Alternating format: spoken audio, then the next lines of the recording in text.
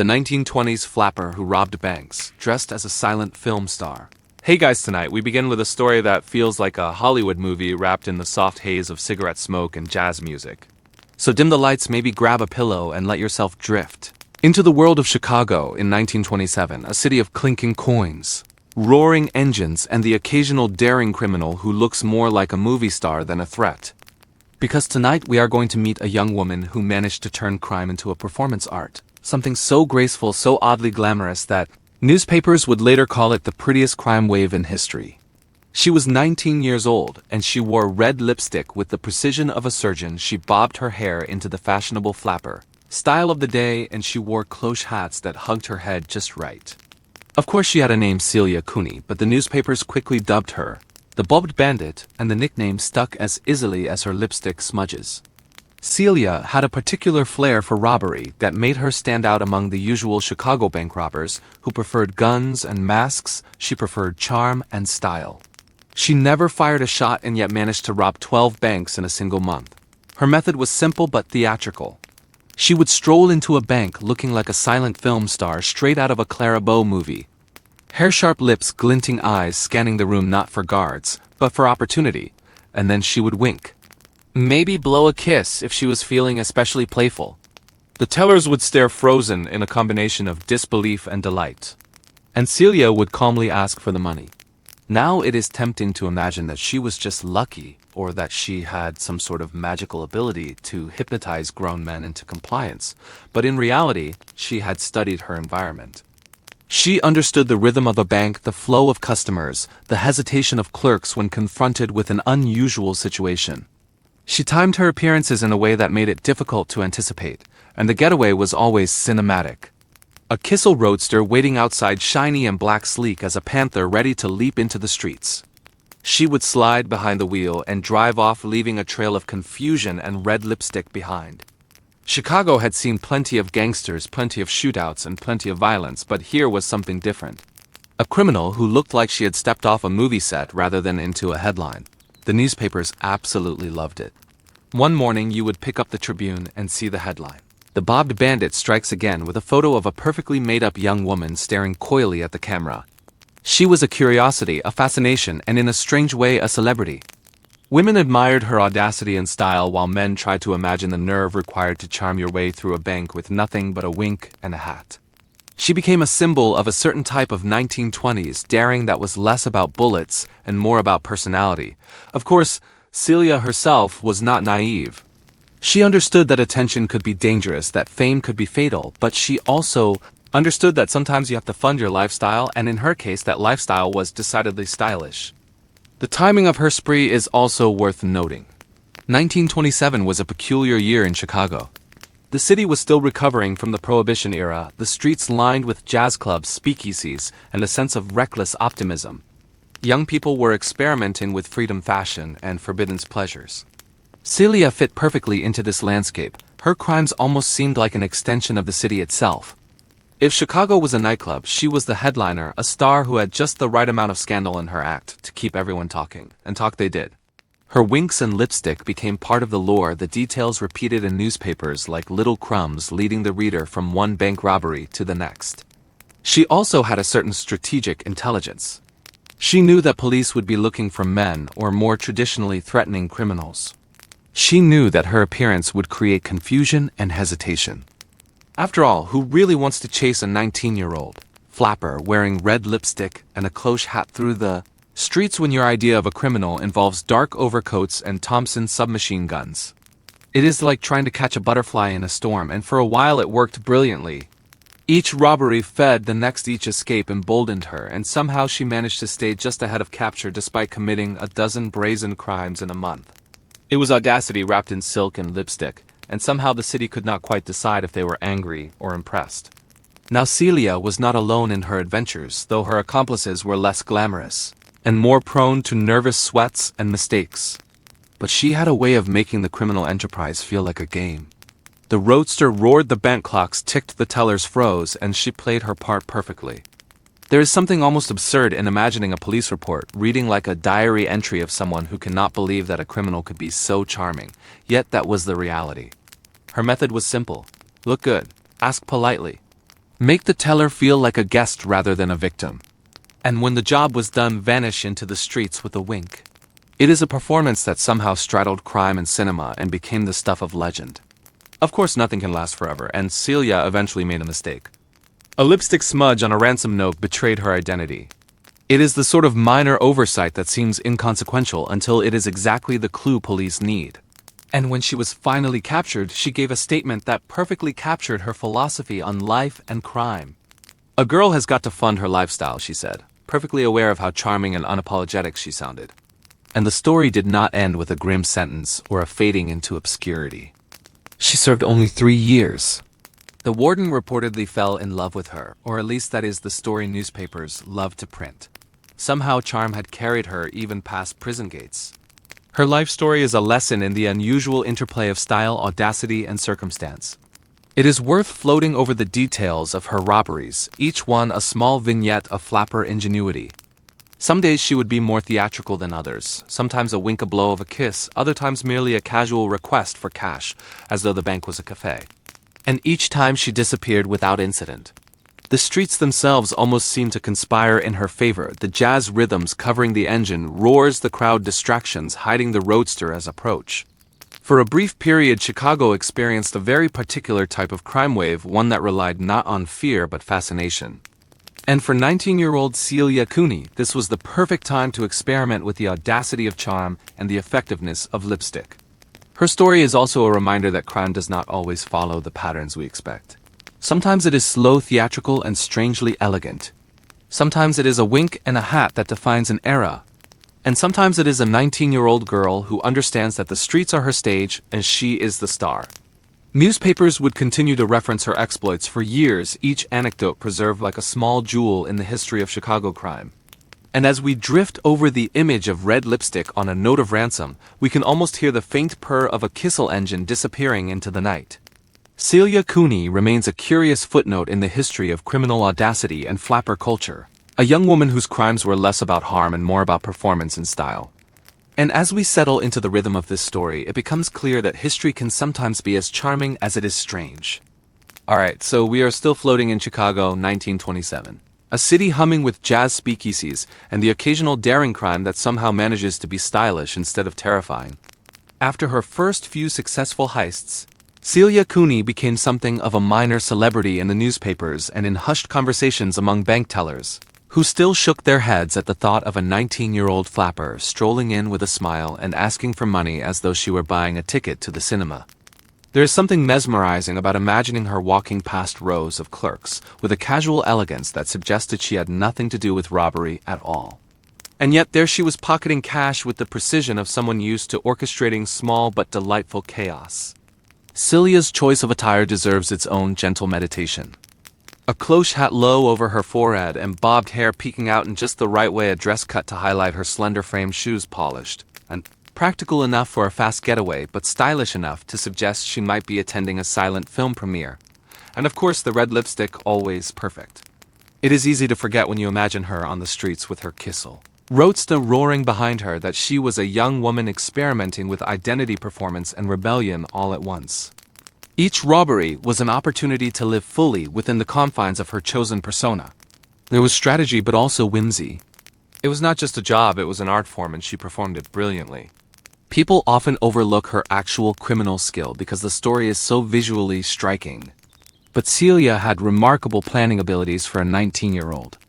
She knew when banks were busiest, which entrances offered the least resistance, and how to time her appearances so that the panic among tellers worked to her advantage, without anyone being harmed. There was a rhythm to her method that one imagines like the pacing of a well-edited silent film. She entered the frame in one scene and exited the next, leaving the audience, in this case the city police, blinking in mild disbelief. And it must be said she had a flair for the theatrical that was entirely unself-conscious. No hoods, no masks, simply charm, style, and an uncanny ability to make a moment feel like it was meant to be. Now we must pause to appreciate the social backdrop, because it was essential to her success. Chicago in the 1920s was a city that had grown tired of gangsters and shootings and was more than a little amused by a criminal whose main weapon was charisma. The newspapers fawned over her, Partly because crime stories sell, but also because there was a genuine sense of disbelief. A young woman robbing banks in broad daylight and looking like a movie star seemed absurd, but somehow harmless. And perhaps that is why the city tolerated the audacity for as long as it did. The Bobbed Bandit was more curiosity than threat, and in a city teeming with true danger, that was enough to make her legend bloom. Her life outside of bank robberies was just as fascinating, though less documented. Friends described her as witty and calm, someone who could carry a conversation as easily as she could slip past a teller. She frequented the same speakeasies as other flappers danced the Charleston and occasionally observed the chaos she had created with a detached amusement. There is something charmingly human in imagining her sitting at a smoky bar discussing jazz records while simultaneously knowing the police were still puzzled over the morning's robbery.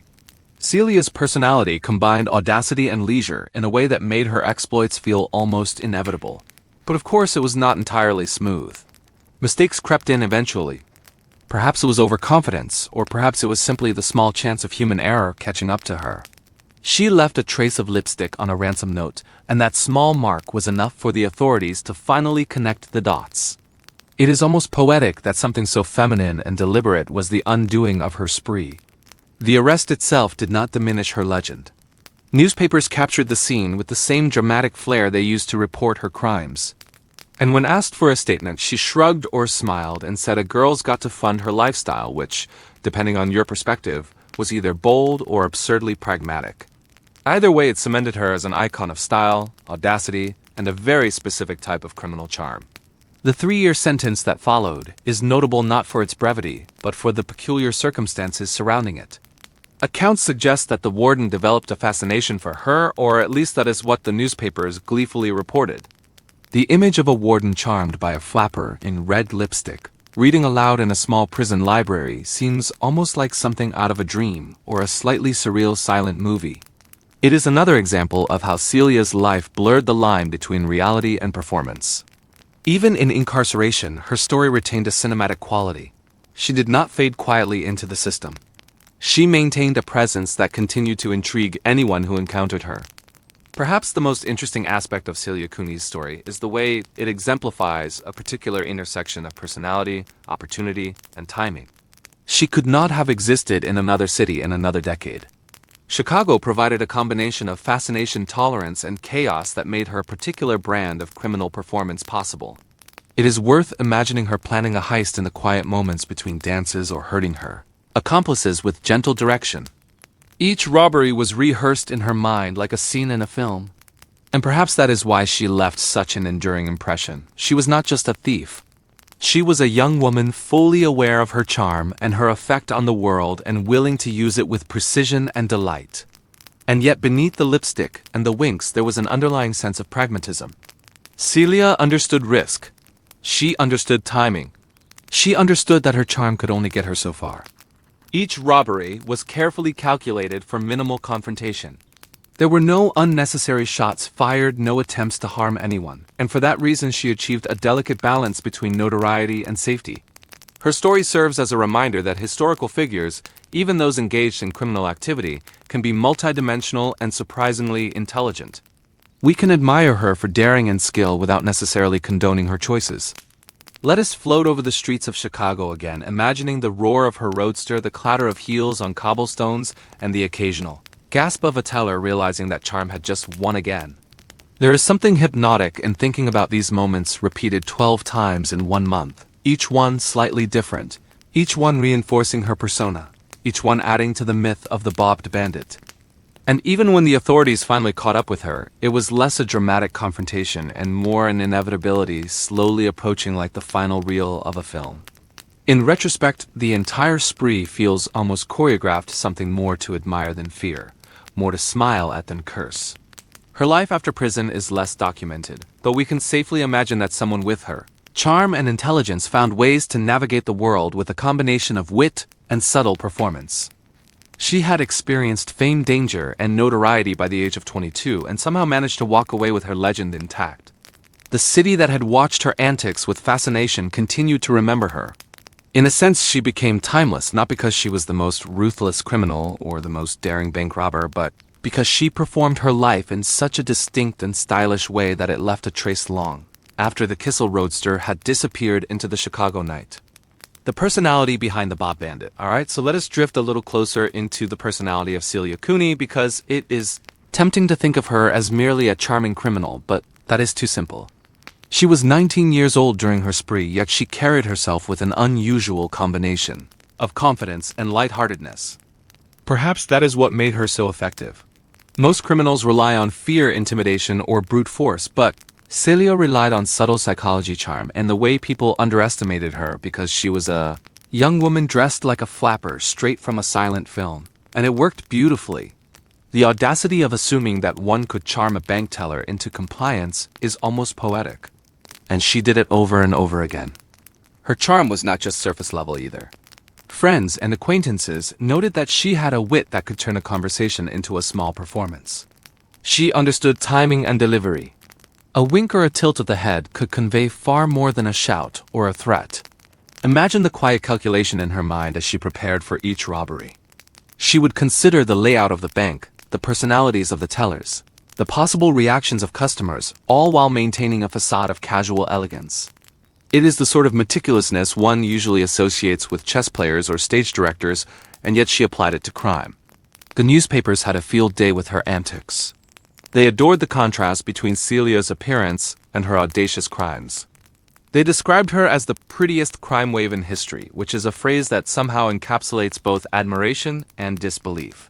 One can almost hear the reporters sitting in smoke-filled offices laughing softly to themselves at the idea that a 19-year-old flapper could simultaneously terrify and charm a bank clerk. They documented her every gesture and outfit with the sort of care usually reserved for movie stars. And in doing so, they cemented her as a cultural figure. And it was a cultural moment that could only happen in Chicago in the 1920s. A city still recovering from the chaos of Prohibition, still adjusting to jazz music echoing from every speakeasy, still fascinated with youth culture and the flapper aesthetic. Celia's exploits were almost inevitable in this context. She was a perfect storm of charisma, timing, and societal distraction. People were ready to believe in her story not just as a crime spree, but as a performance piece. There is something softly amusing about imagining a police officer reading a report and thinking perhaps they are investigating a starlet rather than a robber. Her methods were elegant but also practical. She was careful to avoid confrontation, she timed her entries and exits, and she relied on a stolen Kissel roadster for rapid escapes. It is easy to romanticize her, but we should also note that she understood risk. She knew the streets, the habits of the police, and how to navigate the city safely. Her crimes were audacious but calculated, audacious in execution but practical in strategy. That combination is what allowed her to rob 12 banks in a single month without firing a shot or seriously endangering anyone. Yet there was always a human side beneath the performance. Leaving lipstick on a ransom note was not an oversight born of carelessness, but perhaps an unconscious desire to leave a mark, to assert identity even amid crime. It was a subtle signature that humanized her, that reminded us she was not a fictional character, but a real young woman navigating the challenges of her world with wit, charm, and a hint of rebellion. When she was finally apprehended, her casual statement that a girl's got to fund her lifestyle captured perfectly her combination of humor, pragmatism, and self-awareness. Her imprisonment, brief though it was, is another fascinating element. Serving only 3 years, she entered the system and emerged relatively unscathed in reputation. And the story of the warden falling in love with her, whether entirely accurate or partly embellished by newspapers, adds a layer of whimsical absurdity to the tale. One can imagine the quiet monotony of prison, punctuated by the charisma of a 19-year-old flapper who refuses to fade into the background. It is almost cinematic, a continuation of her life's performance rather than a punishment. After prison, Celia faded from the headlines, but the legend remained. The story of her crimes, her charm, and her audacity continued to circulate in newspapers, memoirs, and oral histories. She represents a particular intersection of personality and circumstance. Someone who understood the power of image and timing, who leveraged societal expectations and stereotypes, who navigated the world with a blend of wit and audacity. And while she is not famous for long-term influence or monumental deeds, her life offers a glimpse into the possibilities of performance in everyday existence, even within crime. Let's float back to the streets of Chicago for a moment. Imagine the roar of the Kissel roadster, the muffled chatter of a bank lobby, the faint smell of cigarette smoke drifting through the air. Celia moves through this environment with grace, precision, and a quiet sense of amusement. Every robbery is an opportunity to perform, to assert control, to experiment with identity. And each escape reinforces her confidence, allowing her to refine her method and personality further. The city itself becomes a stage, the police are supporting characters, and the public witnesses the show with fascination. Her story also reflects something about human nature. There is an allure and charm, a fascination with audacity that transcends morality. People admired Celia not because she committed crimes, but because she did so with elegance, style, and wit. Her appearance and demeanor softened the perception of wrongdoing. It is a reminder that charisma can shape perception in ways that pure legality or morality cannot. And in Celia's case, that charisma was coupled with intelligence and careful planning, making her exploits both believable and legendary. And so we drift into the image of Celia Cooney as the perfect combination of performance, audacity, and youthful experimentation. A young woman navigating the chaos of Chicago with lipstick, a cloche hat, and a Kissel roadster. Someone who turned criminal acts into theatrical vignettes and left an indelible mark on cultural memory. Even decades later, the phrase Bobbed Bandit evokes not danger but charm, not fear but fascination. And as we settle into the rhythm of her story, it becomes clear that history sometimes whispers rather than shouts. And the most compelling stories are those performed with subtlety, wit, and style. Alright, so let us linger for a moment on the sheer theatricality of Celia Cooney. Life, because it is easy to forget that what she did was not just clever, it was performance art. Imagine a 19-year-old flapper walking into a bank with the confidence of someone who knows exactly how she looks in a mirror. Hair perfectly bobbed, cloche hat low over her forehead, red lipstick sharp enough to make a painter jealous. She does not raise her voice. She does not wield a weapon. She simply walks in and smiles. And the effect is astonishing. Bank tellers freeze, customers stare, and Celia has the room perfectly aligned for what she wants. A simple request for money becomes a mini-drama, and she is both playwright and star. Her wardrobe was critical to the act. Each dress, each hat, each subtle flourish of makeup was carefully chosen to project a particular persona. She was not merely a criminal, she was a character performing a series of elegant thefts with style and precision. And she was painfully aware of the audience, which in her case consisted of tellers, customers, and perhaps even the police. This awareness allowed her to blend audacity with charm, danger with delight. There is something quietly mesmerizing about imagining someone capable of executing a robbery with all the polish of a stage performance and none of the panic of an inexperienced criminal. And yet behind the charm and lipstick there was intelligence. Celia understood human behavior and timing. She knew which banks were busiest, which entrances would provide the smoothest exit, and how to anticipate hesitation among clerks. She timed her appearances with precision, ensuring minimal risk while maximizing effect. And because she avoided confrontation entirely, her reputation grew not as a violent criminal, but as a figure of fascination. Chicago had seen its share of gunmen and gangsters, but Celia Cooney was different. She relied on wit, style, and a subtle psychological edge rather than brute force or fear. The newspapers, of course, adored her. Every robbery was reported as an event, a spectacle, an episode of urban theater. Headlines emphasized her youth, her beauty, her charm, and her audacity, and that coverage only reinforced her persona. It is almost impossible to overstate the importance of public perception in her story. Celia was careful, but she also seemed to understand instinctively that a criminal who captivates public attention gains a type of protection. Her fame made her robbery sprees simultaneously more dangerous and more effective.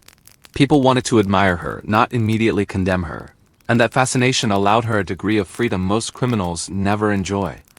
Her relationship with accomplices was also interesting. Though she did not act alone, her partners often paled in comparison to her charisma and presence. She managed them gently, guiding the operations with calm authority. There is something oddly maternal in imagining a 19-year-old woman quietly directing nervous adults through a series of crimes while maintaining the flawless facade of a flapper who might be attending a film premiere.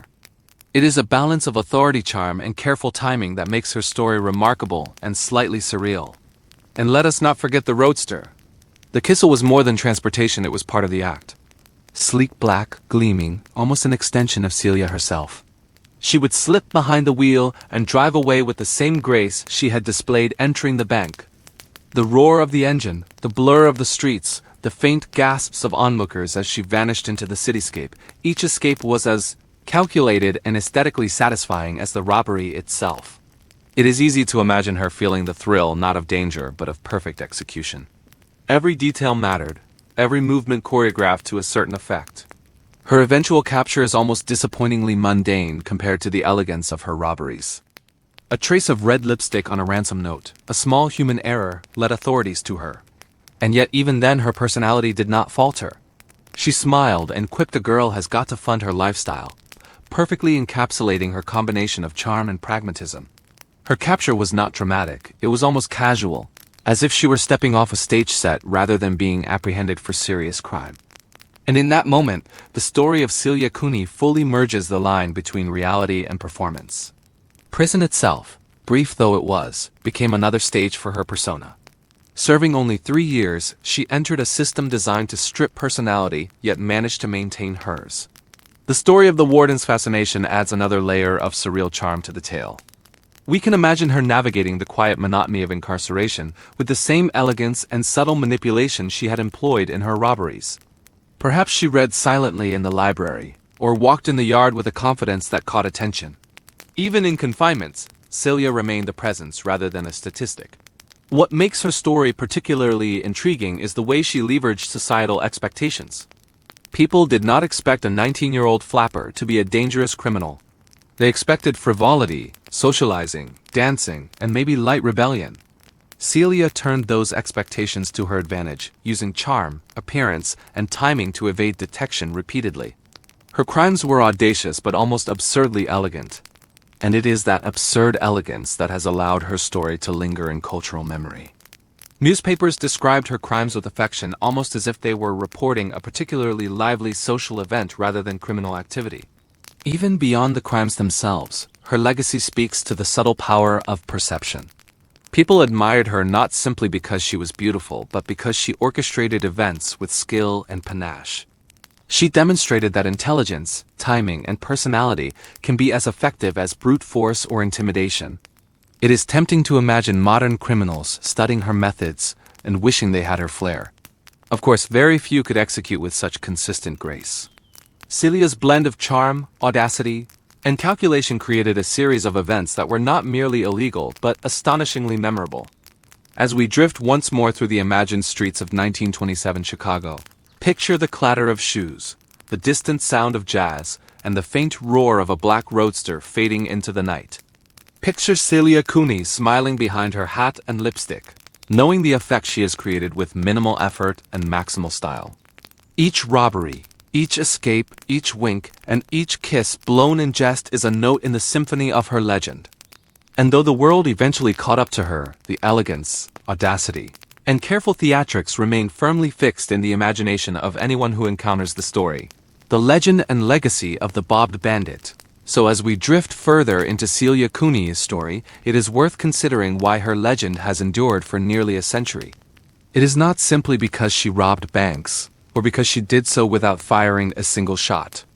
It is because her crimes were performed with style, wit, and a sense of whimsy that captured the imagination of a city and a nation.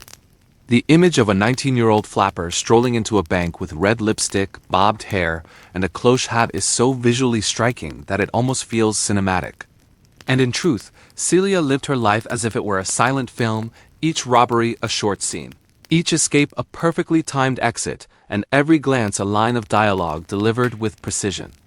Chicago newspapers could not get enough of her. Each new robbery was documented with a mixture of disbelief and admiration. Reporters emphasized the contrast between her youth and beauty and the audacity of her actions. They highlighted the meticulous care she took with appearance and presentation, noting that her makeup, clothing, and posture were as integral to the crime as the actual act of taking money. One can almost imagine the journalists chuckling privately while writing headlines, aware that readers would be captivated by the sheer novelty of the Bobbed Bandit. There is a subtle charm in knowing that notoriety can be achieved not through violence, but through elegance and cleverness. Her methods were simple but brilliant. She relied on charm, appearance, and timing rather than intimidation or weapons. Her entry into the bank was always deliberate, measured, and confident. A wink here, a smile there, perhaps a subtle tilt of the head. The tellers froze because they did not know whether to be alarmed or impressed. Customers watched with curiosity, rather than fear. And when Celia had what she needed, she would slip quietly into her Kissel roadster and disappear into the streets, leaving only the faint echo of the engine, and sometimes a lipstick mark as her calling card. Each robbery became a performance, each exit a flourish, and each story in the papers added to her growing legend. The audacity of her crimes cannot be overstated. Robbing 12 banks in a single month, without incident or confrontation, requires intelligence, timing, and an uncanny sense of human behavior. She understood hesitation, social expectation, and the ways people respond to charm and beauty. Most criminals rely on aggression or intimidation to succeed. Celia relied on personality, and it worked, spectacularly. There is a soft humor in imagining a police officer trying to chase a 19-year-old flapper who looks like she stepped off a movie set rather than committing crimes. Her success depended not only on her daring but also on the cultural context of 1920s Chicago, a city primed to admire audacity and tolerate the unusual. Her capture was, in a way, both inevitable and understated. A trace of lipstick on a ransom note betrayed her identity. It is ironic that the same element of style that helped her succeed ultimately contributed to her downfall. Yet even in apprehension, her personality remained intact. When questioned by the authorities, she casually remarked that a girl has got to fund her lifestyle, encapsulating her humor, pragmatism, and charm in a single line. And that line, as much as her crimes themselves, has been repeated in newspapers and histories as emblematic of her character. She was clever enough to plan heists, charming enough to evade suspicion, and audacious enough to leave a signature in lipstick. The prison system did not diminish her story. Serving only 3 years, Celia Cooney's incarceration became another chapter in her life that reinforced her legend. The story of the warden's fascination adds a layer of absurdity and charm. One can picture the monotony of the prison broken by the quiet charisma of a young woman whose reputation preceded her, whose very presence commanded attention. It is a subtle reminder that even within a system designed to strip individuality, some personalities shine through with nearly theatrical brilliance. Celia's life demonstrates the enduring power of style, wit, and careful timing. After prison, she faded from the headlines, yet the memory of her spree continued to captivate. Newspapers and memoirs preserved her story, emphasizing the blend of audacity, charm, and careful calculation that defined her actions. She is remembered not as a violent criminal but as a cultural figure, a flapper who turned crime into performance, who understood the psychology of people and used it to her advantage. Her legend thrives because she combined intelligence, audacity, and elegance in a way that few criminals ever have. It is a story that lingers not because of fear but because of fascination. Celia Cooney's exploits also offer insight into human nature. There is something captivating about audacity performed with charm. People admired her, not simply because she was beautiful, but because she orchestrated events with precision and flair. Her story suggests that perception and charisma can influence outcomes as much as strength or threat. There is a lesson in observing how she understood social expectations and leveraged them, how she transformed what could have been mundane criminal acts into memorable performances. And perhaps that is why her story continues to be retold almost a century later. Floating back into the imagined streets of 1927 Chicago, we see the clatter of heels, the faint roar of the Kissel roadster, the quiet amusement of Celia Cooney herself. Each robbery is a vignette, each escape a short film, each wink a signature flourish. The city watches, fascinated but largely unharmed. And it is this combination of performance, audacity, and charm that defines her legacy. She turned life into theater, crime into spectacle, and left a mark on history that is enduring not because of brutality but because of style. And so, as we settle into the rhythm of her story, we can appreciate the unusual elegance of her life. Celia Cooney remains a symbol of audacity, charm, and cleverness. Her crimes were minor, her methods elegant, and her personality unforgettable. She demonstrates that history is not always shaped by the violent or the powerful, but sometimes by those who understand timing, performance, and the subtle art of human behavior. And as we drift through this narrative, it is clear that the Bobbed Bandit story is one that invites fascination, reflection, and a gentle smile at the audacity of youth, charm, and imagination. Life, fame, and the charm of Celia Cooney. Alright, so let's linger a little on the way Celia Cooney navigated life during and after her crime spree, because it is fascinating to imagine a young woman balancing notoriety with normalcy. While her robberies earned her headlines and public fascination, she was still a teenager experimenting with the limits of freedom, identity, and style. 19 years old, yet operating in a world of adults, police, and a city constantly buzzing with jazz, speakeasies, and the hum of modernity. Celia understood this world instinctively. She understood how to blend in and stand out at the same time, a skill that most criminals could only dream of mastering. Her charm was a tool, a shield, and a weapon all at once. In public, she could be just another flapper laughing at a jazz performance or shopping along Michigan Avenue. Yet in a bank, she transformed effortlessly into the Bobbed Bandit, commanding attention and compliance without ever raising her voice. Her personality and appearance created the illusion of harmlessness even as she orchestrated 12 bank robberies in a single month. That illusion was essential. People did not suspect her because they could not imagine audacity paired with elegance. That was her edge. The newspapers naturally played a major role in shaping her story. They were enchanted by the idea of a pretty young woman committing crimes with style, describing her acts as whimsical, almost theatrical. The phrase "the prettiest crime wave in history" became synonymous with her name, capturing the mix of admiration and disbelief her story inspired. Each report fed public curiosity, which in turn protected her from the more violent consequences typical of criminal acts. Celia's persona became bigger than the robberies themselves. She was not simply a criminal. She was an icon of audacity, fashion, and performance. Her methods, while stylish, were also meticulously planned. She knew which banks were most likely to provide smooth transactions, which entrances allowed the fastest exits, and how to time her appearances so that hesitation worked in her favor. The Kissel roadster waiting outside became an extension of her performance.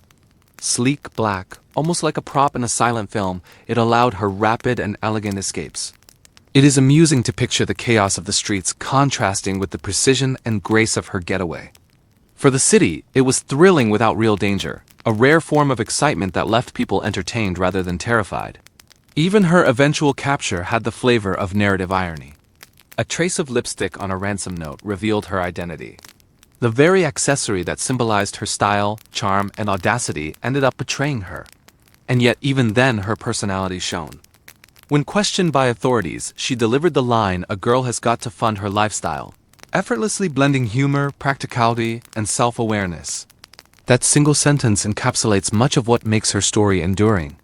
She understood the theatricality of life and used it with both precision and amusement.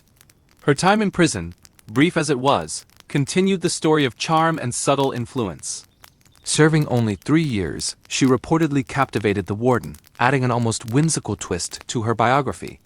Imagine the quiet monotony of incarceration interrupted by a young woman whose presence commands attention without effort.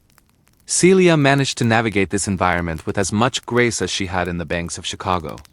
Even in confinement, she maintained the core elements of her persona: charm, intelligence, and an acute understanding of social dynamics. After prison, Celia Cooney faded from public attention, yet her legend persisted. Stories of the Bobbed Bandit circulated in newspapers, memoirs, and anecdotal histories for decades. She became emblematic not just of crime but of the performance of life, a reminder that intelligence, charm, and audacity can shape perception in ways brute force cannot. Her story is a quiet lesson in human psychology and societal perception. It demonstrates that the way people see you can sometimes influence outcomes as much as the actions you take. Her life is also a snapshot of the 1920s cultural landscape. The era was characterized by youth, jazz, rebellion, and experimentation with identity and style. Flappers challenged expectations and social norms, exploring freedom in appearance and behavior. Celia Cooney's crime spree is deeply intertwined with this cultural moment. She capitalized on the perception of flappers as frivolous, rebellious, and harmless, turning societal assumptions into a practical advantage. In a sense, she was a perfect product of her time, a convergence of personality, culture, and opportunity. The charm of Celia Cooney's story lies in its combination of audacity and elegance. She performed robberies with meticulous care yet never resorted to violence. She used public perception as an ally, understanding instinctively how fascination and beauty could shield her from suspicion. Each bank robbery was a small performance, each exit choreographed, each glance or wink a line in her ongoing narrative. She transformed mundane criminal activity into something resembling theater, leaving a legacy defined as much by style and personality as by actions. Floating through the imagined streets of Chicago again, one can almost hear the soft roar of the Kissel roadster, the faint clatter of heels, and the whispers of astonished tellers. Celia moves effortlessly, a study in confidence and precision, leaving traces of lipstick and legend behind her. Her story reminds us that history is not always built from violence or power. Sometimes it is crafted from audacity, timing, and personality. And in Celia Cooney's case, it was also crafted from style, wit, and a very precise understanding of human behavior. The charm, the risk, and the unexpected fame. Alright, so let us drift further into the peculiar combination of risk and charm that defines Celia Cooney. This life, because it is one of the more unusual aspects of her story. Most criminals operate under the assumption that intimidation and weapons are essential. Celia operated under an entirely different premise. Beauty, style, and a hint of theatricality were her tools of the trade. She understood that society underestimates audacity when paired with charm, and she leveraged that misunderstanding to perfection. 19 years old and already capable of orchestrating a series of robberies that combined precision, timing, and visual appeal. Imagine a typical day during her spree. The streets of Chicago bustling with jazz music from a nearby speakeasy. The scent of cigarette smoke and coffee mingling in the air. Celia steps from the shadows into a bank wearing a cloche hat that hugs her perfectly bobbed hair. Red lipstick glinting under the sunlight. She pauses, scanning the room, noting the positions of clerks and customers, and then smiles. A simple, subtle gesture. And that gesture, that small act of charm, freezes the room. People do not see danger, they see audacity and elegance. The transaction begins. Money exchanges hands. Celia departs as smoothly as she entered. And outside, the Kissel roadster waits, sleek and ready for a quiet yet dramatic getaway. Her fame was unexpected but inevitable. Newspapers loved her antics, and the public adored the narrative of a young flapper performing audacious robberies with elegance. They called it the prettiest crime wave in history, and that phrase captured something essential about her persona. Celia's story was not frightening, it was charming. It suggested a mischievous cleverness rather than brutality. People were fascinated by her, not scared. And in a city accustomed to gangsters and violence, that fascination became a protective shield. Audacity can be dangerous, but when paired with charm, it can also be oddly disarming. Her methods, while playful, required remarkable intelligence. Timing, observation, and psychology were key. She studied the banks, noted patterns, and understood the hesitation that comes when someone behaves unexpectedly. She exploited those subtle moments to achieve her goals without resorting to force. And her aesthetic choices were not merely cosmetic. Every dress, every accessory, every hint of lipstick was part of a calculated visual strategy. She became a character performing a narrative, transforming crime into performance. It is rare to see such precision combined with youthful audacity, and it is precisely that combination that made her memorable. Yet there was always risk. A single mistake could undo months of careful planning. And in fact it eventually did. Lipstick on a ransom note betrayed her identity. The very signature of style and charm that defined her persona became the clue that led to her capture. There is a gentle irony in that, the way her success and downfall were intertwined by the same element. Identity expressed through appearance. When arrested, Celia's calmness and wit remained intact. The line "a girl has got to fund her lifestyle" encapsulated her audacity and practical intelligence. And it has since become emblematic of her personality. Her imprisonment, brief though it was, adds another layer to the story. Serving 3 years, she reportedly charmed the warden, adding a touch of whimsical absurdity. One can imagine the monotony of prison life interrupted by a 19-year-old flapper whose mere presence commanded attention. Celia's life demonstrates how certain personalities navigate environments that might otherwise stifle individuality. Even behind bars, she maintained the elements of charm, intelligence, and subtle influence that defined her robberies.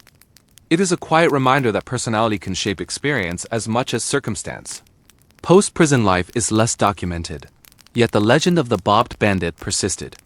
Newspapers and memoirs preserved her story as an example of audacity, intelligence, and subtle performance. She was a criminal, yes, but her actions became part of cultural memory because of their unusual elegance and theatricality. Celia's story demonstrates that notoriety can emerge from unexpected combinations of intelligence, charm, and timing. It is a story that endures because it fascinates, entertains, and challenges assumptions about crime, youth, and gender. Her exploits also reveal a subtle lesson about human perception. People respond differently when confronted with charm rather than threat. Celia understood that instinctively. She manipulated expectations, turning potential danger into performance and leaving behind memories rather than trauma. That awareness of social psychology, combined with her careful planning and elegance, allowed her to evade serious consequences for longer than most criminals could dream. She transformed a series of robberies into a narrative that captivated a city and endured in history. As we drift once more through the imagined streets of 1920s Chicago, picture Celia in her flapper attire.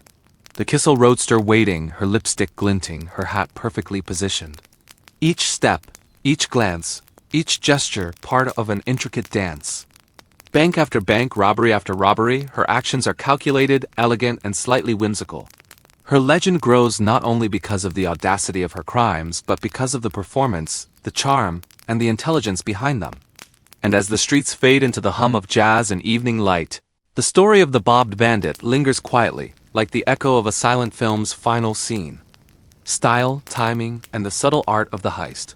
Alright, so let us take a slow moment to consider the subtleties of Celia Cooney's heists because they were not simply about stealing money. They were lessons in timing, perception, and human behavior. Most people think of crime as something loud, chaotic, and messy. Celia's robberies were quiet, calculated, and almost ritualistic. She studied her surroundings, observed patterns, and exploited tiny gaps in human expectation. The way she entered a bank, paused ever so slightly to assess the room, and then smiled with complete confidence was as important as the cash she took. It is fascinating to consider that her charm and poise were as essential to success as any practical planning. The Kissel roadster waiting outside was more than transportation. It was part of the narrative. She would glide from bank to street to getaway vehicle with smooth precision and minimal fuss. Imagine her bobbed hair peeking from under her cloche hat, her red lipstick gleaming in the sun and the engine. Soft roar carrying her safely through the city.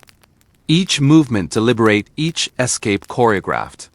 The combination of elegant style and timing made the crimes memorable, not just for the newspapers but for anyone witnessing the rare spectacle of audacious youth performed with such grace. Her public image and the media played a subtle but crucial role in her success. Chicago newspapers reported on her exploits with fascination, highlighting her age, her charm, and her audacious style. The phrase "the prettiest crime wave in history" captured the mixture of disbelief and admiration perfectly. The city treated her as if she were a social curiosity rather than a criminal. That perception was part of her strategy, whether conscious or instinctive. She understood that people respond differently to charm than to threat, and used that understanding to her advantage repeatedly. Yet for all the elegance there was always risk. A single mistake could undo everything. And the lipstick on the ransom note was exactly that mistake. The very element that defined her persona became her undoing. And even then she handled capture with the same wit and audacity that defined her robberies. When asked by authorities, she quipped, "A girl has got to fund her lifestyle." That line has endured not just because of cleverness, but because it perfectly encapsulated her character. Humor, intelligence, and self-awareness combined in a way that made her story unforgettable. Her imprisonment, brief as it was, continued the subtle charm narrative. 3 years served with reports that the warden found her fascinating adds a quiet, whimsical note to the tale. Imagine the quiet monotony of prison life punctuated by the presence of a young woman whose personality commands attention. She maintained the grace, intelligence, and subtle influence that allowed her to charm bank tellers while on the streets, and now influence those around her, even in confinement. It is a soft reminder of how personality can navigate restrictive systems in ways that pure compliance or force cannot. After prison, she faded from headlines, yet her legend endured. Newspapers and histories recounted her story as an example of audacity, elegance, and youthful intelligence. She was not violent, she was clever, and she transformed simple criminal acts into memorable performances. The enduring fascination with her story suggests that charisma, and calculated performance leave impressions as lasting as fear or power. Her life offers lessons on perception, social expectations, and the use of subtle charm to shape outcomes. Celia Cooney's story is also a window into 1920s culture. Flappers were challenging norms, exploring identity, and reveling in new freedoms. Celia leveraged the assumptions about young women, turning expectations of frivolity into an advantage. Her persona and method would have been ineffective in another era or city. Chicago 1927 provided the perfect backdrop of jazz chaos and fascination with youth culture for her audacious performances to succeed. In that context, she becomes not just a criminal but a cultural phenomenon embodying the spirit of her time. Her combination of intelligence, charm, and timing created a series of events that have remained compelling nearly a century later. Each robbery was carefully executed, each exit graceful, each glance or wink deliberate. The narrative that emerges is less about money and more about performance, personality, and perception. Celia transformed crime into theater, leaving behind stories rather than trauma and legend rather than fear. That is why the story of the Bobbed Bandit continues to captivate readers and historians alike. As we float once more through the imagined streets of 1927, Chicago, picture the faint sound of jazz in the distance, the clatter of heels on cobblestones, and the soft roar of the Kissel roadster fading into the night. Celia moves with elegance and precision, leaving traces of lipstick and legend behind her. Every robbery is a vignette, every escape a carefully executed scene, and every public reaction part of her unwitting audience.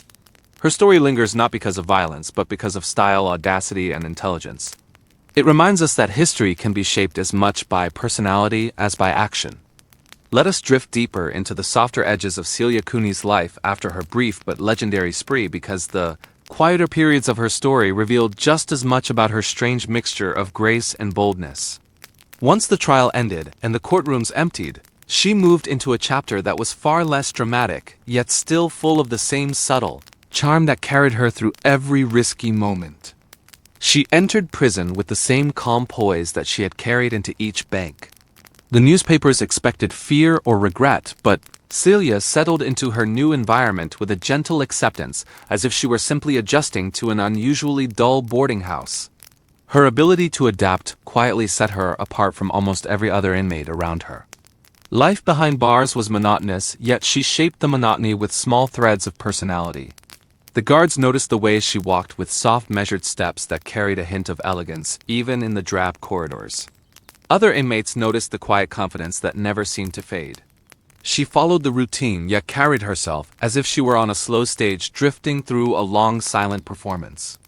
And then there was the warden, who could not help noticing the same traits that newspapers had adored. He found excuses to speak with her, which was predictable because Celia had a habit of making authority figures forget that she was supposed to be a criminal. Her 3 years passed gently and without trouble. She read often. She wrote long letters in soft looping handwriting. She helped with routine chores at a pace so smooth that the tasks seemed less like punishment and more like part of a calm ritual. The other women found comfort in her presence, because her calmness had a way of softening the edges of the long, quiet days. Even the warden grew oddly protective of her, which only added another strange footnote to her already unusual biography.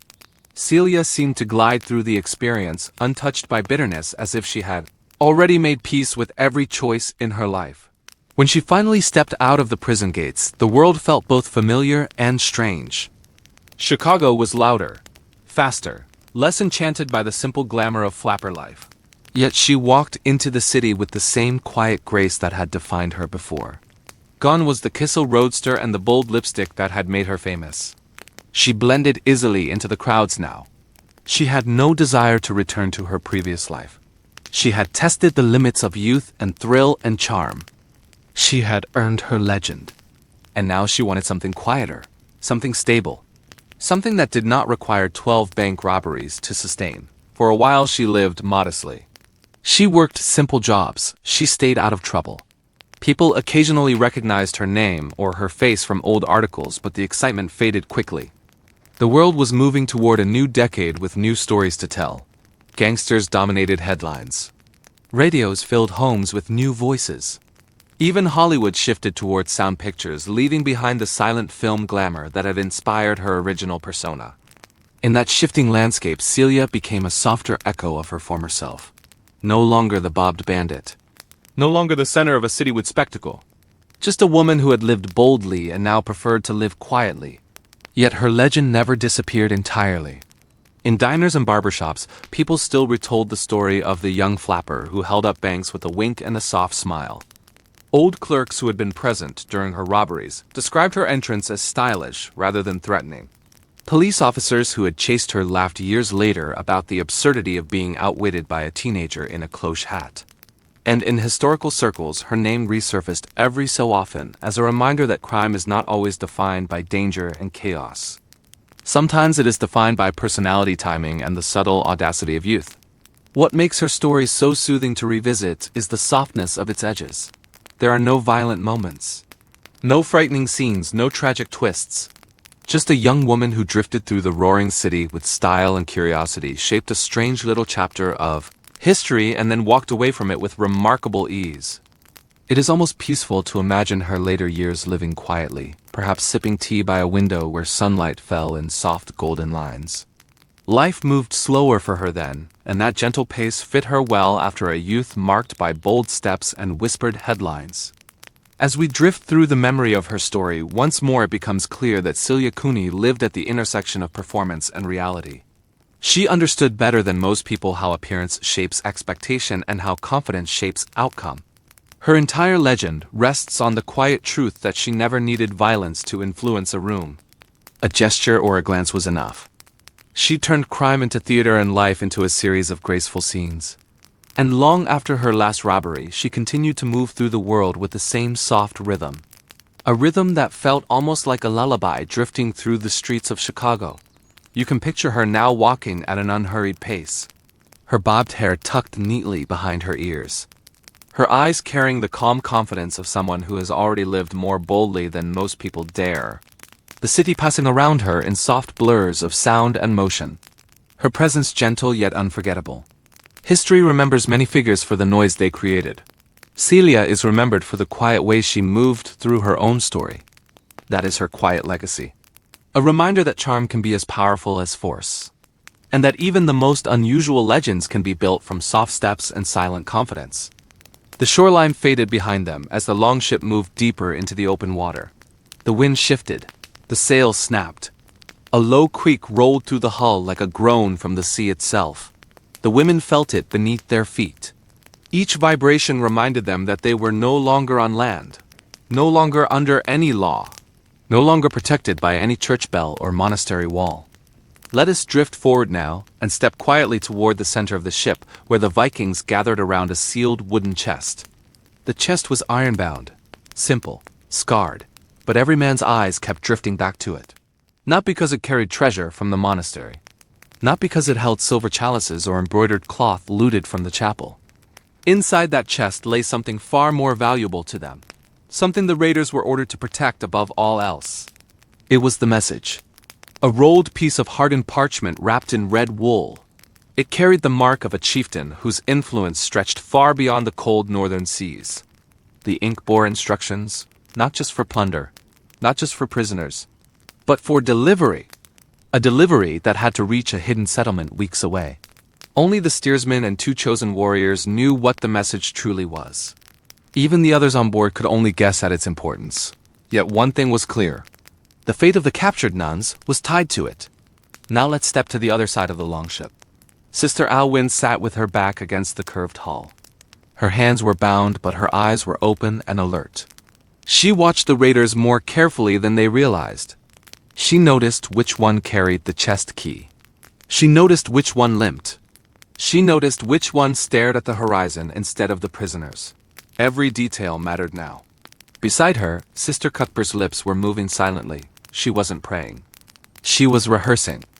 Trying to remember every coastline she had ever studied on old monastery maps. Every island, every current. Every direction the wind tended to favor in spring. Their survival depended on knowing where they were heading, even if they never saw a map again. Above them, the clouds began to thicken. The early light dimmed. A cold gray curtain stretched across the sky. Soon the wind turned harsher. Salt spray lashed their faces. The Vikings tightened the ropes securing the sail. A few shouted orders. The longship leaned. And then another sound joined the sea wind, drums. Soft at first, rhythmic, coming from somewhere far ahead. The raiders stood straighter, some gripped their weapons. The steersman narrowed his eyes and adjusted the tiller. They knew this rhythm. They knew what it meant. It was a signal, but not from their own people. The women heard it too. And for the first time since their capture, they saw something in the Viking warriors' faces that surprised them. Uncertainty. Let's glide ahead toward the bow where the youngest raider, barely more than a boy, was leaning forward. His knuckles whitened around the rim of his shield. His breath came fast. Whatever those drums meant, he was not prepared for it. Another wave hit the hull. The ship lurched. Alwyn braced herself as cold water splashed against her robe. The ropes around her wrists tightened, biting into her skin. But she ignored the pain. Her eyes stayed on the horizon. Slowly, very slowly, black shapes began to appear in the mist. Longships, but not Viking ones. Their prows curved differently. Their sails bore a darker dye. Their oars hit the water in strange unbroken harmony. These were raiders too, but from far across another coastline. Rivals, traders, pirates. Some said they were descended from tribes even older than the Norse themselves. The Vikings cursed under their breath. The women exchanged glances. The drums grew louder. Now let it shift to the center of the longship again, where the commander Styrkar, the Iron Hand, gripped the chest. His jaw was set, his heel planted firmly. He was ready to defend that message, even at the cost of every life on board. He barked an order, shields lifted, oars locked. The longship slowed but didn't stop. They were trying to assess whether the approaching fleet was hostile or merely crossing paths. The rival longships formed a loose arc. Not blocking, not surrounding, just watching. Minutes passed. Wind rolled over the sea like a cold whisper. Then, a horn sounded from the closest enemy ship. Long, deep, mournful. A signal of warning, or a demand. Styrkar answered with his own horn blast. Short and sharp. A refusal. The arc of ships tightened. The prisoners knew that if a battle erupted, they would be the first to die or be thrown overboard. But something shifted. Something subtle. The rival ships adjusted their formation, not toward attack but toward escort. Guiding. Hurting. Alwyn realized it first. They want the message, she whispered. Cuthbert's breath caught. If these strangers knew about the message, then someone in the north had betrayed Styrkar's chieftain, or worse. The message carried information so valuable that even foreign raiders had come to intercept it.